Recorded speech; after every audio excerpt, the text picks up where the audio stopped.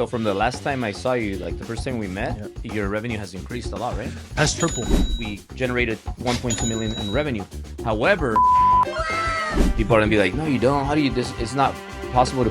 As long as it's not from the IRS, we're good. Welcome back to Driven Channel, and I'm here very excited with my friend Jorge Chavez official. Jorge.Chavez official, but Jorge Chavez. So you're from Mexico? Correct. And you came here, and now you have a hard money loan business. I know a lot about hard money loans because we have a real estate company, Right. and we help a lot of people with financing. So we do regular, traditional mortgages, but we also work with hard money lenders. So I don't know if you try to work with some of my guys, but if not, like we got to talk. But like who's Jorge? And because I find it very impressive that I think it was like 10 years ago or somewhere around there, you were in Mexico. Yes. So you came here, you started your business, and you're doing very well now. So like talk about what brought you here, how you came, and then how did you decide to start a hard money loan business? No, excellent. Well, Oliver, thanks for taking the time to do this with me. And 10 years ago, I was in Mexico. Yeah. Going to high school. I moved here as an exchange student in Portland, Oregon. That's where I came. And 10 years later, we have a hard money lending business where we're helping Hispanic people mainly invest in real estate. And how I started was similar to what you have at Driven, a very big company with a lot of people, and you're pushing a lot of people to get out of the comfort zone. I worked for a company that was in real estate, and they taught me how to invest in real estate. They taught me how to lend money. And I was in the sales floor making a lot of money for this individual. And I said, well, I can make something for myself, and decided to start my own company. We've been with Chavez Capital for 2 years now, and it's growing. We're adding people to the team, and we're helping a lot of people, and revenue's up. So from the last time I saw you, like the first time we met, your revenue has increased a lot, right? Has tripled from last hopefully, May. Hopefully it had something to do with it. Yes, no, it was a lot. When I came here for the mastermind, Yeah. May last year was actually about a year ago. Yeah, that's a long time ago. So we were doing okay. And then here with Sil, what you guys did on the 5K mastermind, it opened my mind to a lot of things. We have actually tripled the revenue now. Yeah, bro, that's awesome. That's awesome. Which is very exciting. And this year we're gonna probably double what we did after that first year. After the first year after Driven. Yeah. So, Damn, so life is excited good. for that. Yeah, I can't complain. And then you joined the inner circle too, huh? I did join the inner circle. Are you gonna stay here? You're gonna stay here the whole weekend? Yes. So tomorrow I'm shooting content, and then I'll be here Saturday and Sunday. Yeah. So I want to get more into your business, but see, this is very key to people's success because most people, they'll come to a seminar or a webinar or they get mentorship or whatever, but then they don't do the work. So like you went out there and you did the work. What are like 3 things that you went back and you're like, I'm gonna do this, I'm gonna do this, and I'm gonna do this? Right. So the first thing with employees, I was struggling. Right. No one taught me how to run a business. No one taught me how to hire people, and I was struggling to find talent. Yeah. And at the 5K, you guys went over how to hire, how to fire, and then how to keep people. Because we always, when we're starting, we're afraid of, what if I train them and they leave and the rotation. So one of the things, the key was how to hire, how to fire, and then how to scale a team. When I came here and I saw the office, the people, the other offices that you have, it made me realize that I was doing something wrong, which I was not believing in myself that I could expand the business. So that's the second thing that I took away. And then the third thing I took away is that you guys were sharing this with leadership, that you want to have people that want to work for you and grow the business with you. So I changed the mindset. When we're hiring people, we're actually looking for team members, for like partners, because I know you guys have here partners. Yeah. And I always wanted to be the one. So I started changing into, let's bring in partners that will allow us to grow. Right. So those are the 3 main things I took away. And what about content? You've been posting more, no? I've been posting a little bit more. We're actually, today we sent in the offer for a marketing person for the company to be posting more for us, shooting more. And that was eye-opening with content. You know, I didn't like content, but you showing us numbers and how to get that attention, it changes well. Yeah. Well, all you need is one videographer Right. and a full-time assistant. Yep. And then just have them record you, chop content just for you, and then your assistant posting it like 4 times, 5 times a day. Because I tell people I post 28. You know how many times I post? 28 times a day. Wow. And people are gonna be like, no, you don't. How do you this? It's not possible to post 28 times a day. But if you multiply 4 times 7 platforms, that's 28 times a day. And the thing that Neil told me, so my friend Neil Patel, he's like, hey, you got to be posting on Facebook, on Instagram, on TikTok, on X, on LinkedIn, on YouTube, everywhere. You have your personal Facebook, your business Facebook. So we're just posting content, and we could do a lot better. But like, for example, YouTube. So YouTube, there's a way to grow YouTube, but it's just so much work. And ideally, you want to post different types of content for each platform because they're different. For example, for Instagram and TikTok, you want to post like 20, 30-second clips, like short clips. And then for for YouTube, you want to post like 15, 14 minute clips or long form content podcasts. And then for Twitter, you want to be posting more like business, B2B, like stuff that's for smart entrepreneurs. So they're all different, but it just takes too much work. So what's the best way to maximize it is just to create, like, for example, we do this podcast, and then we'll cut clips. And then those clips, like Maria, like you would have your assistant, she would just post it on all the different platforms and just kind of tailor it for the platform. So like, for example, for the reels, you put like the music, the cover, and you post it on TikTok, you post it on YouTube Shorts. So you just post a lot, but you want to be on all of them because you never know where somebody's going to find you. For example, you found me on what? On Instagram. On Instagram. Some people find me on TikTok. Some people find me on YouTube. But it's crazy because like today, just because of the time I've been doing it for 10 years, I've just been posting, but more recently than ever because I hired a bigger team. Right. Now we have like 4 full-time videographers and we have a huge team. But my point is that now, like wherever I go, everybody... not everybody, but people recognize me, you. and it's good and bad because sometimes you don't want to be recognized, and sometimes you want to be recognized, but your privacy just disappears. So like I was walking to the gym, and I'm getting off my car, and then boom, somebody starts honking, and they're like Albert. I'm like, who the hell is that person? But it happens. It's just crazy. So it's gonna be good for business, but your privacy is gonna disappear. And it's good. Since the mastermind. And I've been posting more on TikTok. We're actually starting to generate business through TikTok, which was a platform that I believe was more like an entertainment platform, not so much for like, I didn't believe on TikTok for the longest time. But this past week that we started posting more on TikTok, we've been getting more business on TikTok. So people reach out for hard money loans? Yes, really? Surprisingly. Because I thought TikTok people were more like on the broke side. That's what I thought.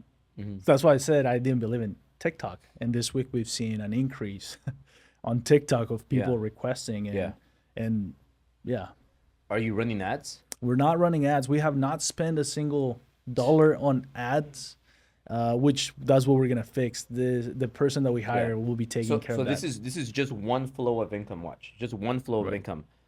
Casey, how much money did we collect last month? 1.2 million. And how much did we spend on ads? 50. Was it 50? Maybe it's 60K, close to around 50 to 60. I think it was like 60,000. So we spend 60,000, but then the guy that I use, I pay him 10 to 20,000. The reason why I say that is because he charges 20,000 to work with him directly, but then he charges 10 grand to work with his team. Okay. So because of who we are, I told him, hey, give me a deal, and he gave me a special deal. So I pay a little less, but it's still over 10K. Right. But it's only 10K plus the 60K, so that's $70,000, and we generated 1.2 million in revenue. However, if you don't have salespeople, then you're gonna run ads, you're gonna get leads, and nobody's gonna call them. You gotta call them like right on the spot. Right. So we have 40 salespeople. Each of them make 100 calls a day, so that's 4,000 calls a day. And that's how we generate that. And they're only getting better and better and better and better and better. So it's like so easy. but it takes time, and you have to have like the blueprint. This is how you're gonna build your sales team. So like with you, once you run ads, and then your sales team, and you have like your sales team calling, right, dude, you're gonna like your revenue is gonna go up 10 times like this. Yes, and that's what we've been going over. We have a big database that we don't touch, because that's what I struggle from a year ago, hiring people, growing the team, and we didn't want, which is a problem that I had. We didn't want to grow, to invest on marketing for ads until we had the systems and processes in place, which now we do. So we actually have, we're increasing three salespeople, which is our account executives, so we can now run ads, and I believe that it will grow the business as well. Yeah, because everybody needs hard money loans. Right. Especially right now, rates are so high that hard money loans are not too bad. Yeah, they're not too bad. So talking about hard money loans, let's say somebody has bad credit. How can you and you want to buy a house? So let's say Maria has bad credit, right? And she's like, oh, I want to buy a house, and she has $100,000 saved up, but she has bad credit, and she wants to buy a house. Like, what can you hook her up with? Right. So we don't do any primary residence. Everything is investment. So she will can she just get an investment property? Yeah, she can rent it out. It could be 1 unit or 2, or doesn't matter, right? 1 to 4 units for residential, 5+ for commercial. So can she get an investment property? Yeah, she can. And then she moves in like in a month. She's like, oh, you know what? I really like the house. I'd rather just live in it. We won't know about that. Okay. Like we won't find out. Yeah. Right? So. Okay. And I'm not. By the way, I'm not promoting you people watching this to like do unethical things. And it happens. A lot of investors are fixing up a property that decide to stay on the property. Yeah, because then they're like, damn, this property is nice. I did a really good job. I want to keep it. So somebody with bad credit, we work with a lot of people with I-10 and work permits or asylums or anything like that. We don't need credit. They're good. We won't check credit. We're just going to do a background check. No tax returns? No tax returns, no income, no employment. What if you have like tax liens or collections? Collections might be an issue depending on what type of collection. If there's a lien, we won't check. We're just running a background check. If the lien is on a property that you stop paying, might be a problem for us. So you don't check. You don't check if you have a tax lien. No. No. As long as it's not from the IRS, we're good. Yeah. What if it's from the IRS? Then we can't, because they do a master lien and they go over all of our loans. Like really? In front of them. Yeah. They go over all your loans? Yeah. So, well, not all of our loans, but if we lend you money and you get a lien from the IRS, they will take first position and put us in second, basically. So we don't want that. Got it. So you so you run the SI. Yeah. And that's where like whatever shows up there, then you can lend against that. That's it. Yep. So Maria, wait, before you leave. So if Maria, like let's say she doesn't have the 100K, and then I want to give her a gift like 100K. Can I give her a gift of 100K and then she could go buy a property? Yeah, she can actually get a gift, or she can get private investors to invest with her. How does that work? They can either put a second lien on the property as an investor. They can join the entity as an investor. There's multiple ways that it can be done. So it doesn't have to be a gift. You can actually be an investor in a second position or part of the entity. Okay. Yes. You can come back? Where are you going? So let's say if you have bad credit and you have collections, but you don't have any liens. So you don't have any IRS liens. You don't have anything like that. But you do have like a $50,000 collection, $80,000 collection. So the credit's messed up. Right. Can you qualify for a hard money loan, or is that going to affect it? It will depend on what type of collection and how long ago. If you had it like Chase credit card or things like that? A month ago, yes, we're not touching that, right? A month ago. If it was 2 years ago, a letter of explanation on what happened, and we're good. What if you just do a letter of explanation that you got identity theft? Would that work or no? That could go into our legal department and you probably get by. But it's better just to hire a credit company and clean your credit. Yeah. Hiring a credit company to clear your credit or improve your credit is huge for buying a primary residence, become more of an ideal borrower for an a lender, because hard money loans, there's a lot of institutional money in space, and that's where they don't have any wiggle room. It has to be very specific. On private hard money, you have more room for flexibility, but if you hire a credit company, you're better off. Yeah.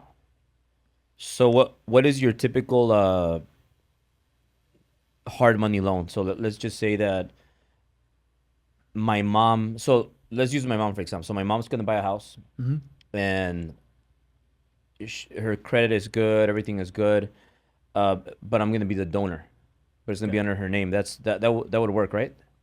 So we don't, on our side, I know everybody on the hard money space is a little bit different. On our side, we do not lend to individuals. We only lend to entities. So she will have to have an entity. Like an S corp? An S corp, an LLC, whatever that looks like. What's the best corporation or to open if you're gonna use it to buy properties? C corp, S corp, LLC? I would say that an LLC. I mean, I'm not an accountant or a tax professional, but I think an LLC will be great for someone starting and just getting 1 or 2 properties. And then once you start making money, moving into an S corp. I'll tell you, 99% of our investors are LLC companies. Yeah. 99%? Yes. Even the big ones? Yeah. The other ones are corporations like S corps, and then the rest are LLCs. Everybody's under an LLC. Why do you think most of them are LLCs? I'll say that most of it is because we work with a lot of Hispanic investors that are new to the industry, new to the space, and that's what usually people tell them to do. Yeah. And they have some protection on the limited liability company structure, which makes it easier for them to be able to invest and feel safe when they're investing. But one of the accountants told them that, and that's the most traditional thing. That's why. Yeah. So an LLC, you could create it like in one day, right? It's like immediate. So that's the advantage of this. So let's say my mom, she creates her LLC, she forms it, and then it's available tomorrow. Yeah. Tomorrow she could put an offer. Like she has no money in the bank, but I'm gonna give her the money. So how would that work? So you will show 2 months of bank statements. Speaking as your mom, 2 months of bank statements, whether it's her bank statements or any other entities that she's part of. Oh, so the bank statements have to be for 2 months and under their name. Correct. So what if I just add her to my account? Then she will qualify. But then the bank account needs to be with the LLC that is created for that, right? No. There's a lot of entities that don't have a bank account. You can show with your entity that you add her to it as proof of banks, 2 months of bank statement. So I could add her to, like, let's just say the mortgage guys. Yes. And then she could create her LLC, and then she could just transfer money from the other one. Correct. The only challenge there is that she will have to show on the operating agreement for the mortgage guys. So it's better off if you get added with her, you show the bank statement so you don't add her to your business, and then eventually you get removed from her business. Also, I just added myself to. I just started a business with bank account with her. Yeah, and a business with her. And then I just say that you're an investor with her. But they're not going to check my stuff. They're only going to check her stuff. Yeah. Interesting. Yes, a lot of flexibility. You definitely need to know. That's why we tell people, hey, if you're looking to invest in real estate, book an appointment with our staff. So then they can guide you and understand your situation. Every situation is a little bit different. Because there's a lot of loopholes. Yeah, there's a lot of wiggle room. Taxes, credit. Yeah, you call it wiggle room. Yeah, we call it wiggle room. Yeah, lot of flexibility. I like talking wiggly. Yeah, no, there's a lot of loopholes that you can use for. All right, so let's just say. So what's the down payment requirement for a single family? So. On a fix and flip, we're going to do probably a minimum of 10% down. Most people will sit within the 15 to 20% down. And then a rental loan, 30-year loans, that will be a 20% down at least.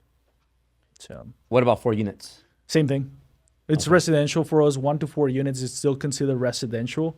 So it's the same metrics. And what about the rates? What are rates looking like? So the rates for hard money on fix and flips, you're going to see between 10.5% to 12% right now. In California, you will see anywhere between 8.5 to 9.5. It's a little bit cheaper in California. And then rental loans, the DSCR loans, you will see them right now at 7 to 8%, depending on a couple things. So these loans are better for like flips, right? Yes. Not for a property you're gonna keep. No, rent. At least on our hard money side, and the way we're structured, it's only for investment properties. So I know there's hard money lenders there for primary residence, and they're very competitive as well. Mm-hmm. We just don't touch anything of where someone is gonna live. Yeah. It's just investment. So most people that get these loans, they buy a property, fix it up, and then sell it. That is correct. That's 90% of our clients. Mm-hmm. And you lend more. Can you lend? So when they put, you won't lend money for the construction? No, we do. 100% of the rehab, it's funded through reimbursement draws. So let's just say you put 15% down on the purchase, and then it's going to cost $100,000 to fix the property. Yep. Then you provide an extra $100K. That is correct. So it will be through reimbursement draws. So they will show us that they did the work. They'll get the money back, and then we go based on the ARV. So what the property is going to be worth once it's fixed up. That's what it's going to be our metric. We don't really care that much on what it's worth right now. We care of what are you going to do to the property and what is it going to be worth once you fix it. And who does all this underwriting? It's you or you? I do most of it. I do most of the underwriting with one of our underwriters. So I do the underwriting on the property, and our underwriter does the underwriting on legal docs. So making sure the entity is there. I don't like to do any of that, so I look at the numbers. But you know exactly what the underwriter is gonna look for. And yeah. So if you don't have experience lending hard money, then you could mess up and kind of promise something that doesn't work, right? And not just that, if you're managing people's money and you mess up, there's a lot of challenges there. You want to be careful. You want to manage the money and know the business, understand what you're looking for, and lending on a good property and a good investment. In case they default, you can still auction it and get your money back, so your investor is protected. Yeah. And then have you ever thought about also offering like normal traditional mortgages or no? I'll tell you, when I started this, somebody brought me into their office out in Spokane, Washington, and told me, hey, get your license for like traditional lending and work under my wing so you can do loans. And I was here for the event. Yeah. And we were here at the mastermind the night before, and somebody else brought it up. It's like, have you thought about doing loans? That was as far as the thought it went. But I never thought about doing them. But maybe there's an opportunity there. Yeah, because you just keep growing this business, and then you keep, because it's in the same industry. Right, very similar. Loans for houses, mortgages. Right. So you just offer traditional mortgages and make extra money. Yeah, that's been brought to me. I just have never set the time aside to actually focus on it, so that's on me. Yeah. But I know there's a lot of money in that industry too. What state are you? Washington. Washington. Yeah. It's not as expensive as California, but most of the properties are over 550,000. Mm-hmm. So like when people come and like, let's say that your typical client is you said Hispanic, right? Yeah, Hispanic. And investors. What do they typically buy? Single families? Yeah, they're buying single families, 1 to 4 units mainly. So there's people that don't have papers and they buy and flip? Yes, there's a lot of people. We actually done a lot of loans for people with just a visa, like a visitor's visa. They don't even live in the U.S. They live in their country. They come. And they make here. Good money? They're making. We have a developer right now that is going to make over $1 million in 4 properties. That it's from Mexico. Doesn't have papers? Doesn't have papers. Has an investor. Well, he's a visitor visa. He has an entity here. He has bank accounts.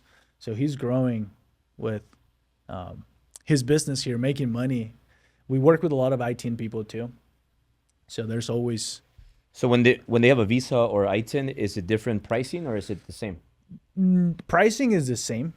It's just leverage. We lend them less money just because of the risk.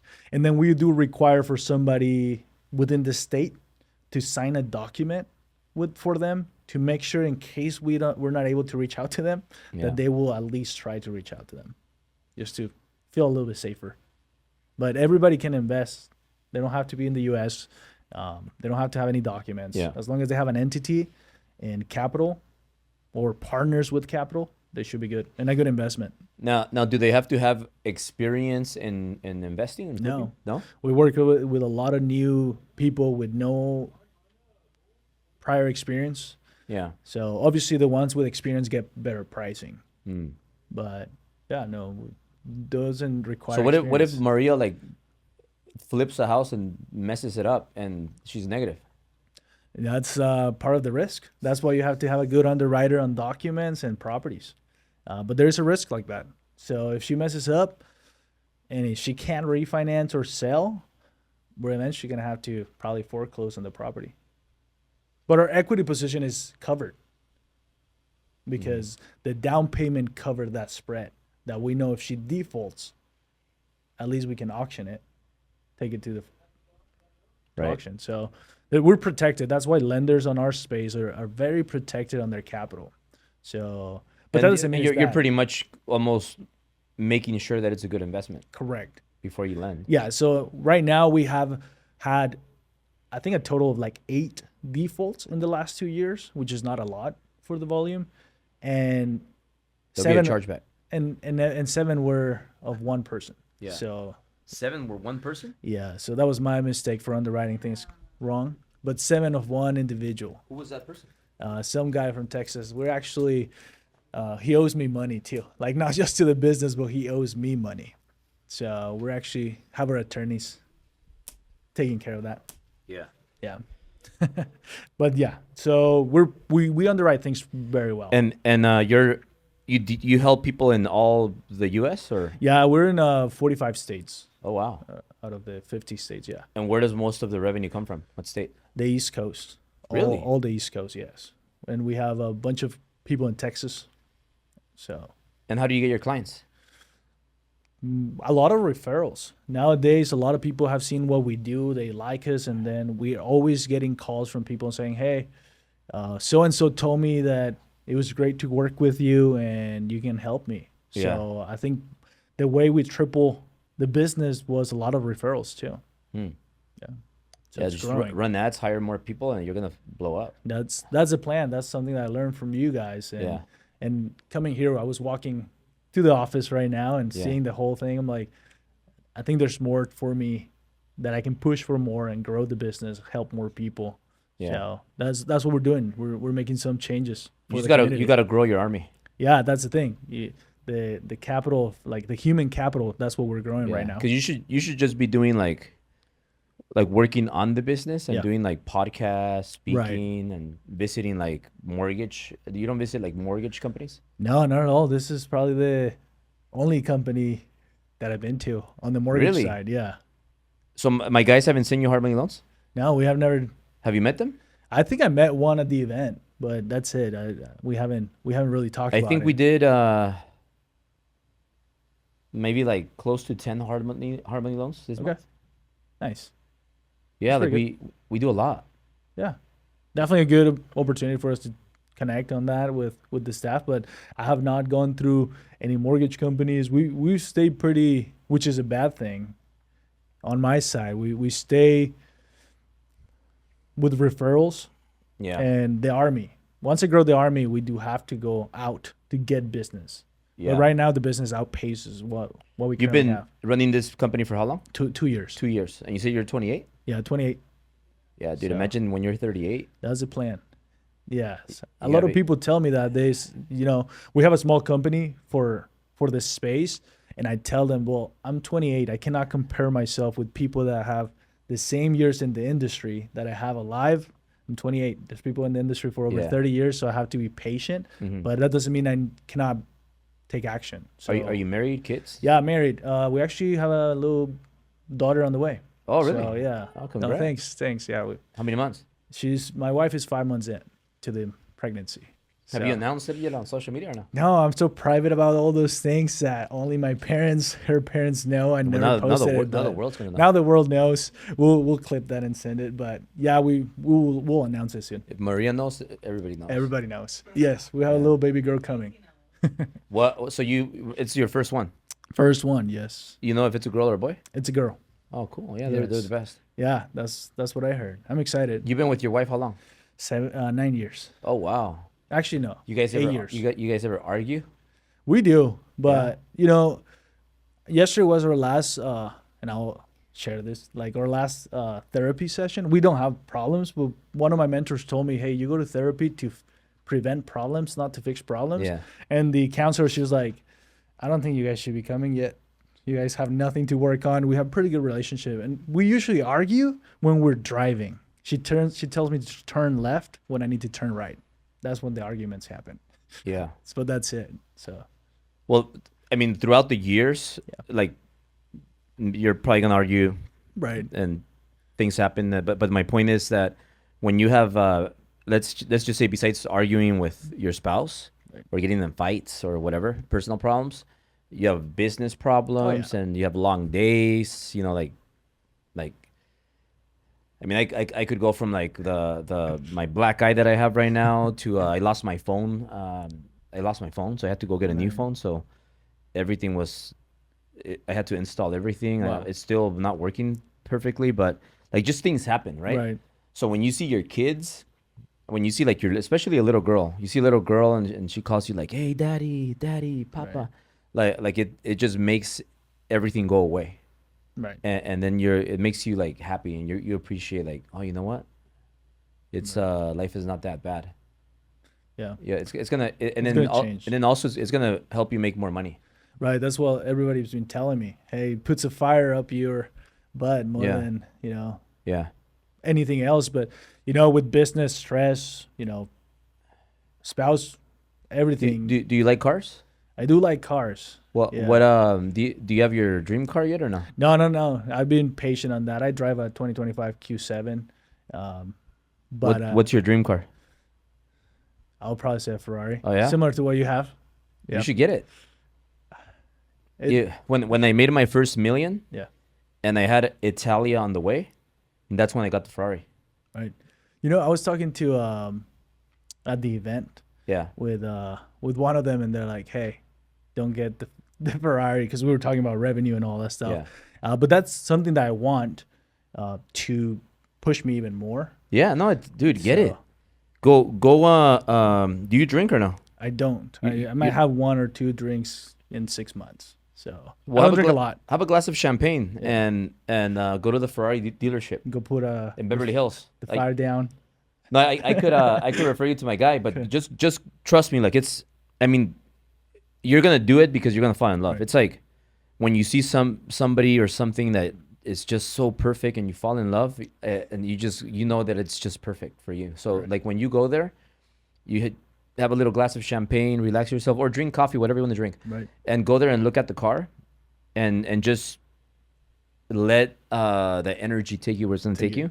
You're gonna fall in love with it, and you're gonna be like, oh, and then you'll end up getting it. But my point is that when Italia was on the way, I went to look at the car because I knew that if I didn't get it right now, I was never gonna get it because things were only gonna get worse. She was gonna be born. There was gonna be emergencies. We're gonna need money for this, money for that. So I just said, you know what? I'm gonna go get it right now. I'm gonna get the Ferrari, and then I'll figure it out. Because if not, I'm not gonna get it. So I got the car. And I was making I think that year I made 1.6 million. The first year that I broke a million. So we did 1.6 million, but my net was like nothing. It was like negative. Like I didn't really, I made money, but everything went out. It's like income and expenses. Right. And so I didn't make any money, but I made 1.6 million. So I went and got the Ferrari. I had literally $39,000 in my bank account, and that was the down payment. So I put $39,000 down. I got a cashier's check. I went there, got the car. The payment was $2,100 a month. 2000. It was a 2011 458 Italia. That's why I named my daughter Italia. Right. That was on the way, and it had 8,500 miles. So I got that Ferrari, and the first month it generated me over 45,000 extra, because I used that car. To get attention. So like realtors because realtors give loan officers mortgages, right? Because they sell a house, they need a loan officer, they need a mortgage guy. So I started driving around, posting on social media, and then realtors started hitting me up. Hey, I want to have lunch with you. And I was like, dude, I've been trying to get you out to lunch before. Like what? Like, and now you want to have lunch? So I just used it to my convenience. Right. And then this guy was so excited, and he's like, hey, let me get in your car, take a selfie and stuff. And so he got in the car, everything. He invited me for lunch. A realtor that never paid attention to me. Right. And he gave me 3 loans that month. $15,000 commission on each, so I made $45K extra. Mm-hmm. That paid for the car. That paid the car off for a year. And it left me about $16,000 extra. Yeah. And dude, the everything was history, so and it worked out. And then from there on, I got another Ferrari because I'm like, it's working so good that I got another one. I used to say before, but I'm a little bit more mature and more educated now and more professional. But I won't say the word, but I used to say that I use my Ferrari like a, Yeah. Yeah, so like I used to say that, and then I said, oh, it works so good that I got another, you know what? Yep. So like I was just pimping my Ferrari, right. And I would park it outside, and in the yellow loading zone, and I would get a ticket, like every other day, ticket. But that's like a driving or a parking billboard, mm-hmm. because I put my Instagram on the car, and then I would get tickets, but on average every other day. Some days I would get lucky and I wouldn't get a ticket. Right. So that was like 15 times $52 was a ticket. So that was $700 more or less. Right. And best advertisement that I invested in. And it worked really good. It made me a lot of money. So like that's why I'm saying, if you're gonna get your car, you got to do it right now before your daughter is born. And that's what I've been thinking. I mean, you have the money and you're making the money. Why not? Right. And it's like, the way I see it is like, okay, do I go get the Ferrari or do I go hire more people? And that's the debate. But definitely the Ferrari, I can see how can be a good attention funnel for people and, generates business. Definitely generates business, whether it's social media, whether it's in person. So if you send me the contact of I mean, just go check it out. Yeah. Check it out and you're going to convince yourself. Now, before we wrap up, the idea to start a hard money loan business, did somebody tell you, oh, you make good money if you do that? How did you learn it? Because did you learn English in Mexico? No. So 10 years ago, you didn't know English? Yeah, I didn't know. You speak very well. For 10 years? Like, it's like flawless. So like, how did you learn English and then just went all in becoming an entrepreneur? Yes. So in Mexico, they taught me like how to say hi. It was not very good. And then college, I went to college, and then my wife has spent the last years correcting me on how to pronounce things. My wife is from here, so she's been teaching me that. And then I worked for a company. I was on the sales floor. I was selling trainings, doing all that stuff. And I couldn't tell people that my name was Jorge because they didn't know what that was. So the owner told me, hey, call yourself George and work on your accent, because I was selling on the phone. Yeah, that's like me because my name is Alberto. Yeah, so they couldn't. But I'm like, I go by Albert because it sounds cooler. And people can they used to tell me, are you Corey? Yeah. Are you Corey? No, Jorge. So I gave up and I was like, George. So now that's what the owner told me. Hey, polish your words so people can understand. Yeah. And I ended up making a lot of money for him. I ended up making a lot of money for me on the sales floor. And he was managing about $60 million on a debt fund where he was buying real estate with that. So I was able to see that, and that's what piqued my interest, and I started doing that. So created my debt fund, started raising capital, started lending money. I still have a good contact with him, so he's walked me through a lot of things, and that's where I learned. That's how I went from college to working sales to becoming an entrepreneur and running a hard money lending business. So right now you still do a lot of the sales or no? No, I don't do any. No, you just get the business. Yes. And you have your reps. Yeah, your I have our account executives that they take care of the sales. So I do the training still for them, teach them what to say, what not to say. Got it. And find solutions for our clients. It's awesome. Mm-hmm. Well, very happy for you. Proud of you. Thank you. Yeah, you're like you have a lot of potential. Appreciate it. Just stay away from bad habits. Yes. Yeah. Yep. Now, if people want to reach out to you and they want to get a hard money loan, you said you're in 40 something states. Yeah, 45 states. What is the best way for them to reach out and contact you? Yeah, definitely call us at the office, 888-704-1629. They can also reach out to me directly, 206-486-1890. Find us on social media as Chavez Capital or Jorge Chavez. Mm-hmm. Happy to answer any questions. And I'll put all the information below. Now one last thing. I know you also invest in real estate, right? So how many doors do you have, and when did you start? Yeah, so I have a small portfolio. We have 10 doors. Mm-hmm. All single families? All single families. I'm trying to. This year I haven't bought any. I don't want to get more single families. I actually want to sell all of those and actually get into a building. So how did I start? It was working at that company. The investor had over 500 units for himself. So I started by. He had 500 units? He did. Yeah. So the 500 units, how much does each one net in profit? For him, he was making over $100,000 a month on just positive cash flow. From 500 properties? Yes, or more than that. Mm-hmm. But at least every time he talked to us, he never gave us numbers, but he always talked to us saying, hey, my properties make me over $100,000 a month and I don't have to touch them. So he showed me his portfolio just on the properties. There was 500. That was 3 years ago. Mm-hmm. But he flips about 300 properties a year, but he sells most of them. Yeah. So. And then you have 10. I have 10. And do they make you good money? Do you have good equity on them? Yeah, I have about 30% equity on all of them. Mm-hmm. I started 3 years ago acquiring them, and they make me about $500 per door. So not a lot. Doesn't make me excited. Yeah. But it's just money parked there and building equity. That's what I'm more interested in. The cash flow is not very good. It's like $5,000 a month. So if you sell them, you could get a bigger apartment? Correct. Yeah. If I sell them right now, I'll probably get about 70,000 per unit on equity. Mm-hmm. So then it'll be about $700,000 that I'll get back. Now I can get into a 25 plus other cash. I can get to like 25 to 30 units in just one building, and it's easier to manage. I don't have a huge portfolio to run a management company. How much do you think you'll make if you get a bigger apartment? How much more?